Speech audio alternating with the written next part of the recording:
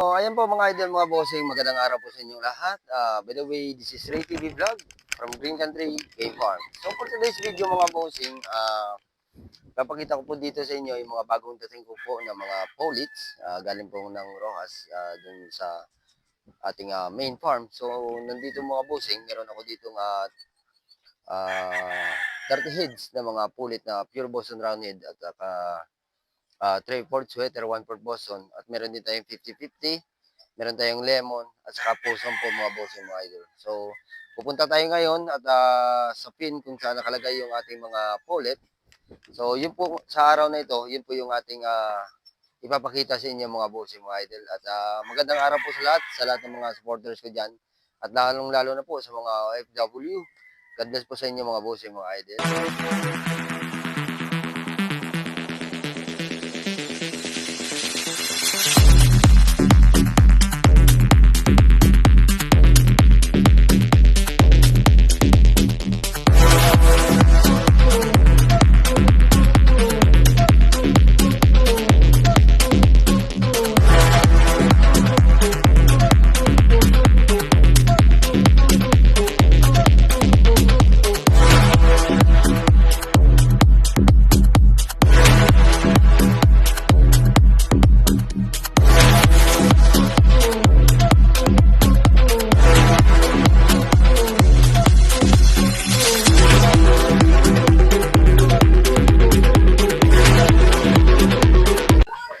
So, dito tayo mga bossing pupunta sa pin number 1 kung saan po nakalagay yung ating mga pulit na 50-50 po mga boss idol. At titingnan natin kung gaano kaganda ito yung ating mga pulit mga boss idol.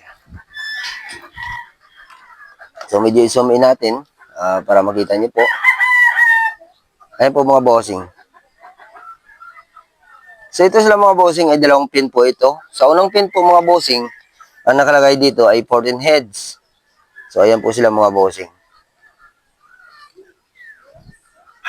Ayan po yung ating mga sweater Boston ng mga 50-50. So, meron pa tayo doon na isang pin doon naman sila ay 16 heads.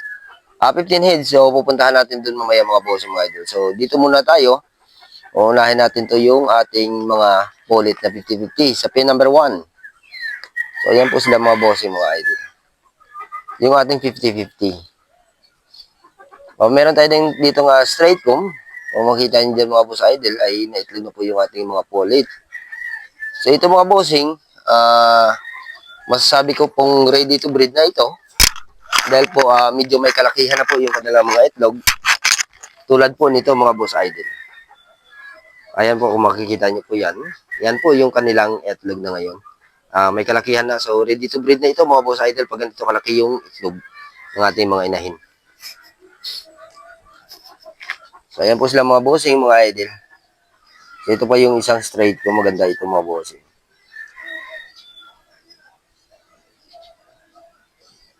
So, ayan po sila. So, pupunta naman tayo doon sa 3/4 sweater, 1/4 Boston po, mga boss idol. So, meron tayo din doon. Yung 3/4 Boston, 1/4 sweater, 3/4 sweater, 1/4 Boston, sorry. 3/4 sweater, 1/4 Boston. Yung dumating dito sa akin mga boss idol ay ano sila 16 plus 9 25 heads. So nilagay natin sa dalawang pin. So yun po mga boss yung mga idol. So meron pa tayo next week, parating umorder pa ako ulit doon kay Boss Martin Sculin ng mga pulit na karagdagan ng mga pulits ng mga sweater Boston. So ito po mga bossing, kakarating lang po nila ito. Ayan po mga bossing, oh. Yung gwapo yan. So pupunta tayo doon mga bossing. Itong pin number 2 na ito ay vacant po ito mga boss idol. So ito pa yung isang pin ay order pa ako. So ilalagay ko dito mga 20 heads na sweater Boston lahat mga boss idol. So pupunta tayo doon sa ating 3/4 sweater, 1/4 Boston.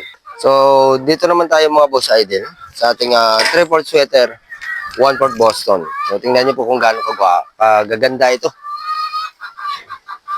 Gaganda nito mga boss idol. Ayan, magsira. So ito po sila mga bossing, yung ating 3/4 sweater, 1/4 Boston. Ayan po sila mga boss idol.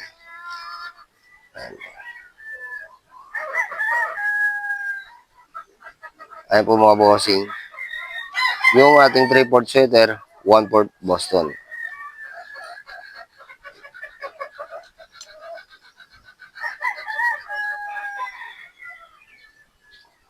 So yan po sila mga boss idol.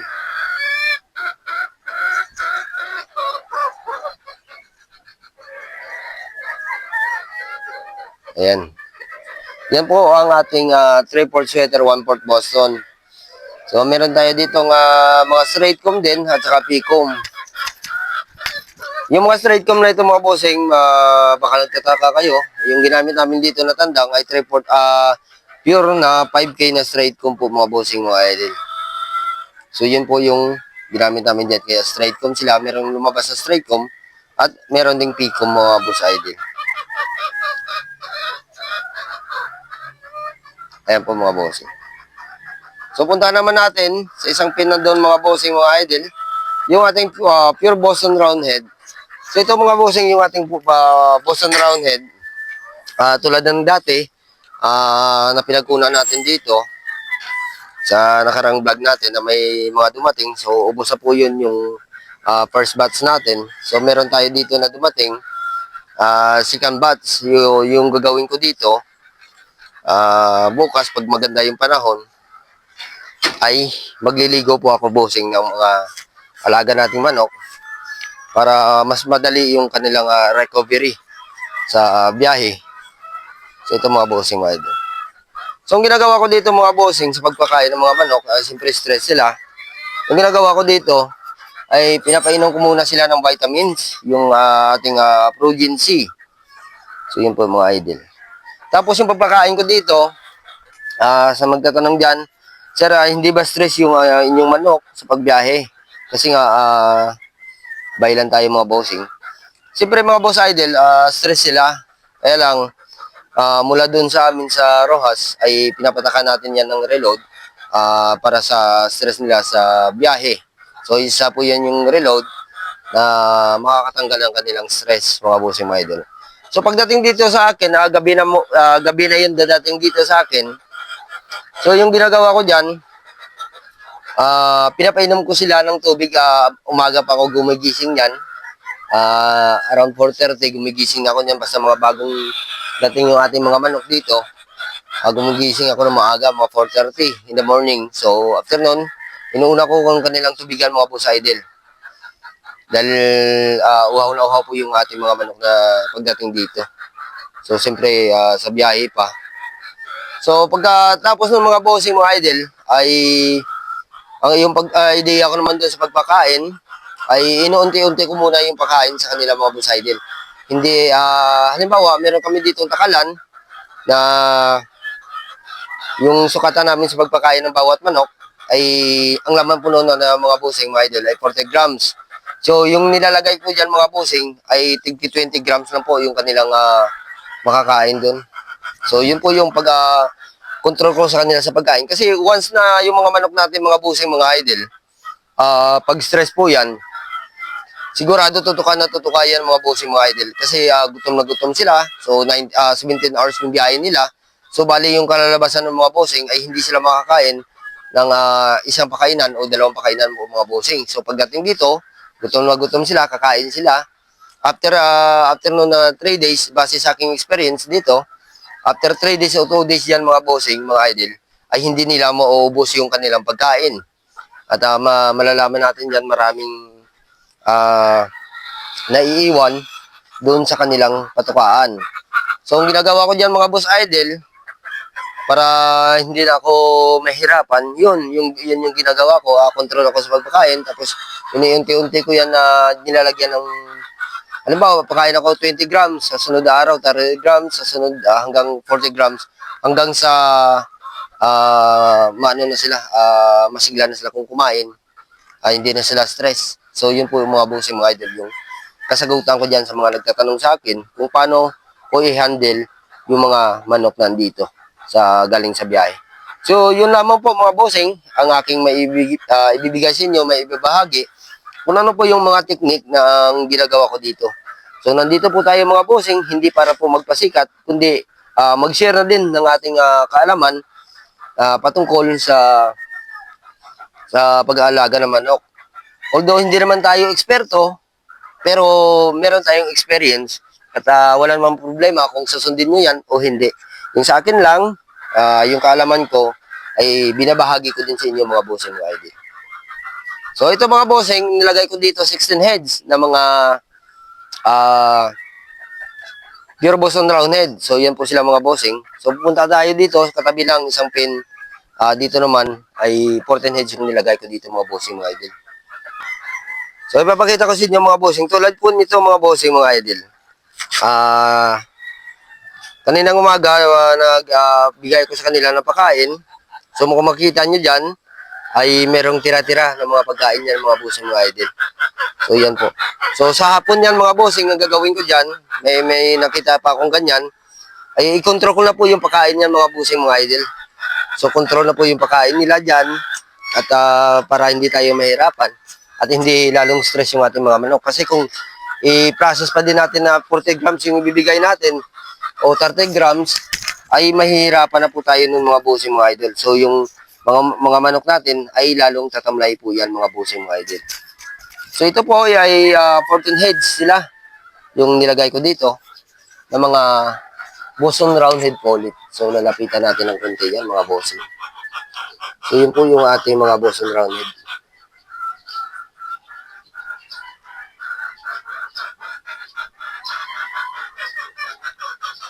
Paikot natin yung camera para ma-agit lahat.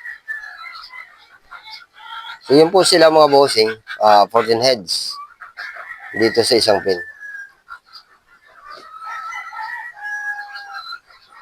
So yan po yung ating pure Boston Roundhead mga boss idol.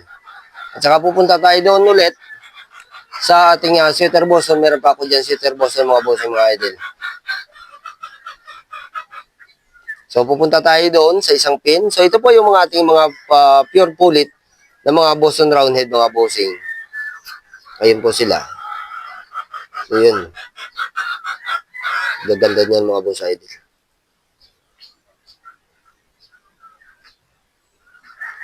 Ayan po dito yung dalawa.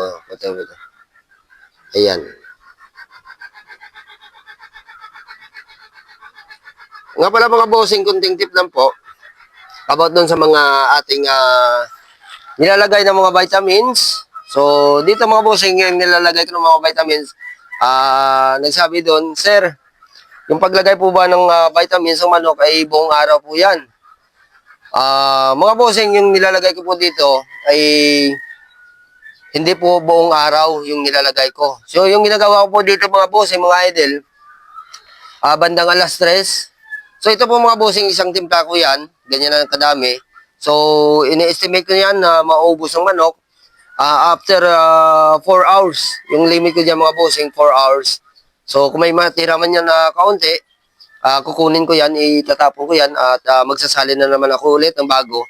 So yan po mga bossing, yung ganyang tubigan ay bandang alas 3 po yan mga bossing mga idol. Wala na po yan. So after nyan mga bossing, papalitan ko po yan ng plain water. So para mas maganda, bakit plain water yung nilalagay ko dyan? Sa akin naman po mga bossing ay para yung kanilang digest, mas maganda po mga bossing at para fresh sila yung kanilang organ at kinabugasan para handa naman silang ulit malagyan ng mga vitamins yung kanilang katawan. So yun lamang po ang isa sa mga ginagawa ko dito mga boss idol sa proseso ng pag-aalaga ko ng manok dito sa loob ng Green Country Game Farm ni Boss Martin Esculin. So yun po mga bossing. So doon tayo mga bossing sa isang pin. Meron tayo doon ulit Sweater Boston at titingnan natin din mga bossing para makita nyo po. So andito tayo mga bossing sa isang pin. Sa pin number 6, kung saan nakalagay po yung iba nating mga 2-week rows na mga Sweater Boston. So ito po sila mga bossing, mga 50-50 po ito. At meron din itong 3/4 sweater, 1/4 Boston. So yan po mga bossing mga idol. So, yun po sila. Dito naman mga boss, yung mga idol ay 15 heads yung nilagay ko dito sa ating isang pin. 15 heads silang nilagay ko dito mga boss, yung mga idol. So, yun po yung kanilang itsura ng ating mga 50-50 ng mga sweater bossing.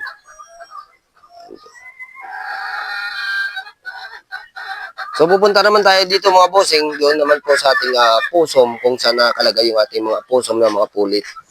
So, dito tayo sa isang pin, kung saan nakalagay yung ating posom sweater.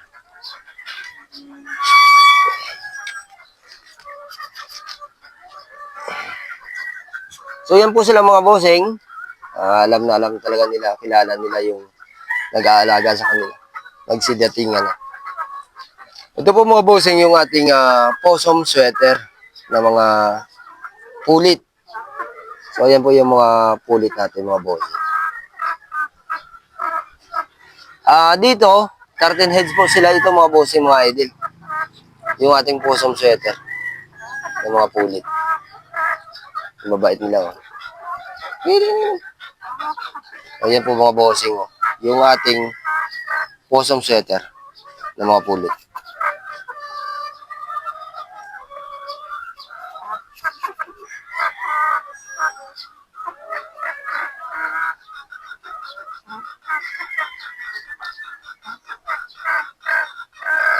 Ayan po mga bossing. So, pin number 7, meron pa tayong isang bloodline na ipapakita po sa inyo mga bossing mga idol. Ito naman po yung ating sweater. Lemon sa sweater po mga bossing mga idol. Ito kasabayan din nila ito na dumating mga bossing. So, order ako ulit ng 11 heads na mga lemon sa sweater. So, ito po yung ating lemon sweater mga boss idol. So, ayan po sila. Ayan po mga bossing. Ayan po mga bossing yung ating lemon sa sweater.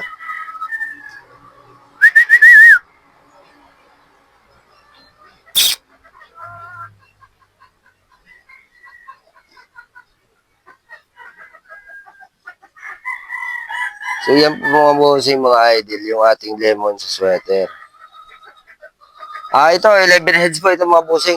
1, 2, 3, 4, 5, 6, 7, 8, 9. 1, 2, 3, 4, 5, 6, 7, 8, 9, 10, 11, 12. 1, 2, 3, 4, 5, 6, 7, 8, 9, 10, 11, 12. 12 heads po ito mga bossing mga idol. Binilang natin. Binilang po talaga. So ito po sila mga bossing mga idol. Yung ating lemon sa sweater.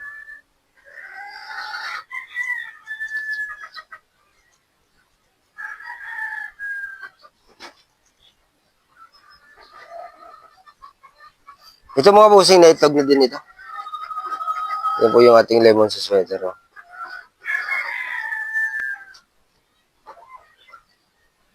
So, okay na.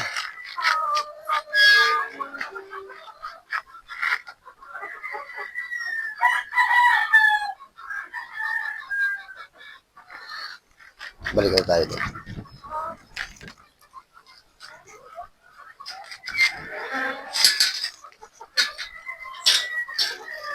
So, yun po mga bossing, mga idol, yung ating available na mga pulit na andito sa loob ng Green Country Game Farm po, mga bossing, mga idol. So, hanggang dito na lang po yung ating video, mga bossing, para sa araw na ito. At sa susunod na araw po, mga bossing, mga idol, pag mayroon tayong oras, ay papakita po natin yung ating mga broadsag naman na nandito sa akin. Meron tayong siyempre hindi mawala sa atin yung Boston natin, yung possum, at saka yung mga battlestag natin na mga broodstag quality na 2-way cross mga boss idol. So meron tayo noon at sunod na araw at pag hindi tayo busy at gagawa natin ng video yan mga boss mga idol. So yun po mga boss mga idol, hanggang dito na lang po yung ating video at maraming salamat po sa inyong patuloy na pagsuporta sa aking munting YouTube channel mga boss mga idol. At God bless po sa lahat mga bossing.